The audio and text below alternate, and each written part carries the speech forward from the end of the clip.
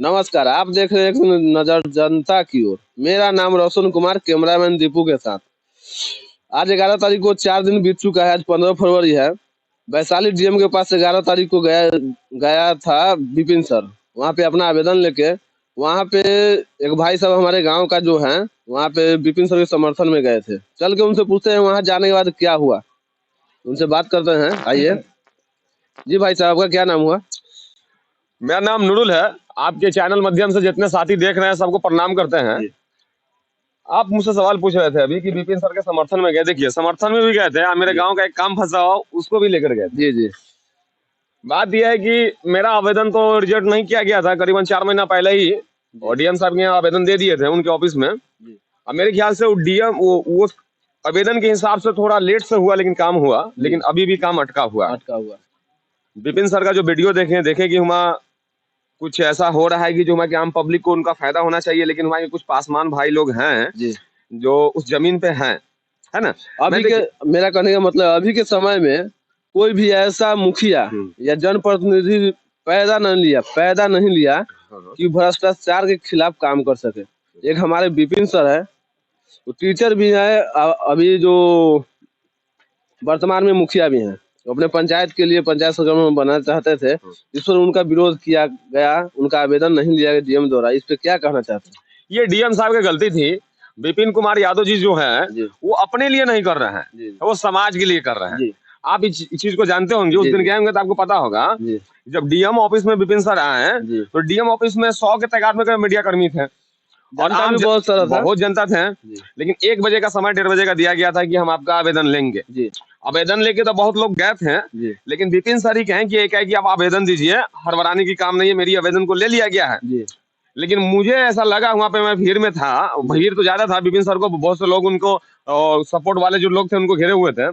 लेकिन मुझे ऐसा लगा कि कलेक्टर साहब नहीं थे, वो जो क्या नाम है उनका, कलेक्टर साहब का, यशपाल मीणा जी, वो साहब नहीं थे। उनका एसडीओ साहब जो थे उनके द्वारा ऑफिस के बाहर कोर्ट में ही जो एंट्री का रास्ता होता है, और वहां पे आकर उनसे आवेदन लिया गया। आवेदन लिया गया, लेकिन आवेदन वो भी लिया नहीं जाता।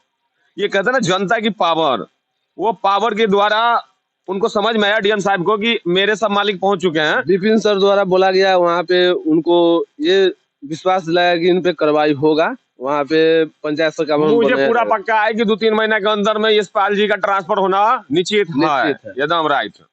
हाँ, अब एक बात और बताते हैं, हमारे युवा के नेता चिराग पासवान जी को अपने वीडियो के हिसाब से एक संदेश देना चाहते हैं। देखिए महाराज, हमारे क्षेत्र के आप सांसद हैं, लेकिन मुझे इतना उम्मीद है, मेरे को ध्यान है कि अभी तक आप जब से जीत के गए हैं हमारे क्षेत्र को घूमे नहीं है, नहीं किए। हाँ, नहीं किए। हाजीपुर क्षेत्र में भ्रमण नहीं किए। हरिजन और सबसे ज्यादा पासवान समाज का इलाका इसको माना जाता है हाजीपुर क्षेत्र को। लेकिन सर आइए, घूमिए, वो पासवान जी के भीड़ में आइए, उनको देखिए, उनका पीड़ा समझिए कि किस प्रॉब्लम में है।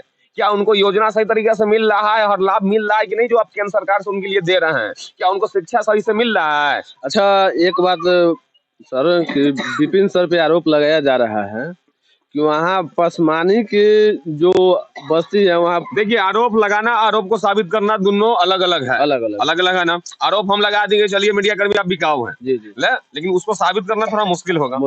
यही बात से आरोप लगाया गया, लेकिन ये सत्य नहीं है। यानी मान लीजिए 80 कट्ठा करीबन, 88 कट्ठा करीबन, 90 कट्ठा करीबन जमीन है, 4 एकड़ करीबन, उसमें से 3 एकड़ तो पासवान जी को मिल चुका है। आपको एक चीज दिखा देते हैं, हमारे पास एक लिस्ट है। आप मान लीजिए कि जमीन उसको मिल सकता है दान में सरकार की तरफ से जो भूमिहीन हो, और वो भी 3 डिसमिल।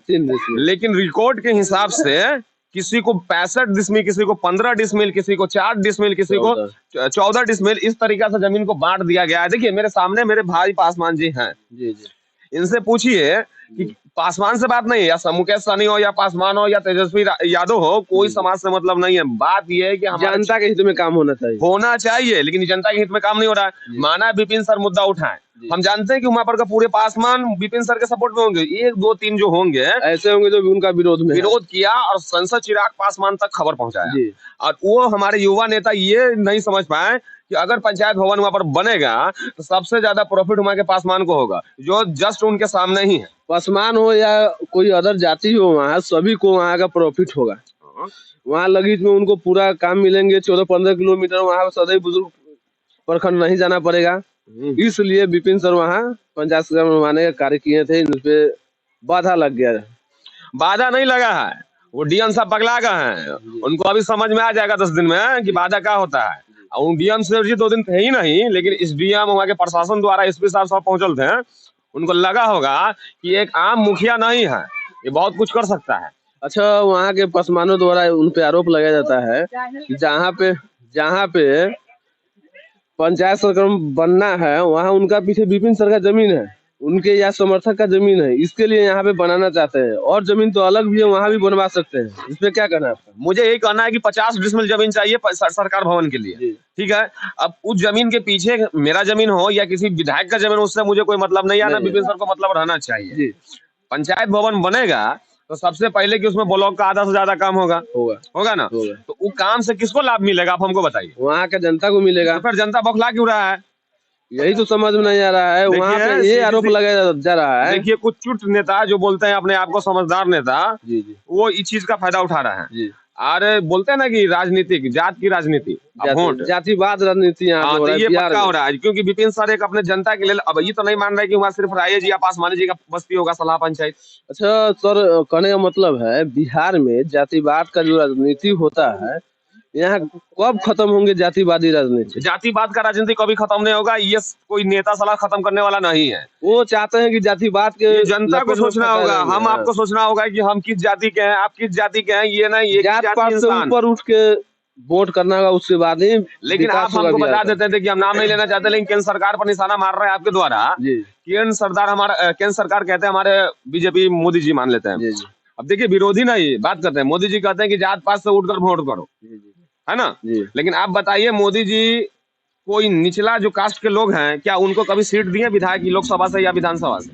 उनके ज्यादातर उनका सेट ब्राह्मण समाज के लोग हैं जो ज्यादातर इसमें है, साव समाज के लोग हैं, यादव समाज बहुत कम है इसमें, एक दो जगह के यादव समाज बहुत कम है। कारण यह है कि छोटका जाति को कहते हैं कि वोट दीजिए, जात की राजनीति खत्म कीजिए, लेकिन वही सरकार फिर उसी छोटी जाति को दबाना चाहता है। और उनके लिए शिक्षा, उनके लिए पढ़ाई, उनके लिए हॉस्पिटल, उनके लिए हर सरकारी योजना के लेकिन नहीं चाहते हैं। कहने का मतलब है सर, हम आप जैसे जो जनता है वो बुर्बक है ना, जात पात के नाम पे वोट करते हैं, वो अपना फिर 5 साल व्यर्थ करते हैं। ये चीज को समझना है। यही चीज को कुछ पार्टी ऐसे हैं जो अच्छे पार्टी, हम नाम लेना नहीं चाहते हैं, ये चीज को शिक्षा हो गया, हॉस्पिटल हो गया, पढ़ाई हो गया, इस सब पर फोकस करता है। क्योंकि जात पात से उठकर अगर स्कूल आप जाओगे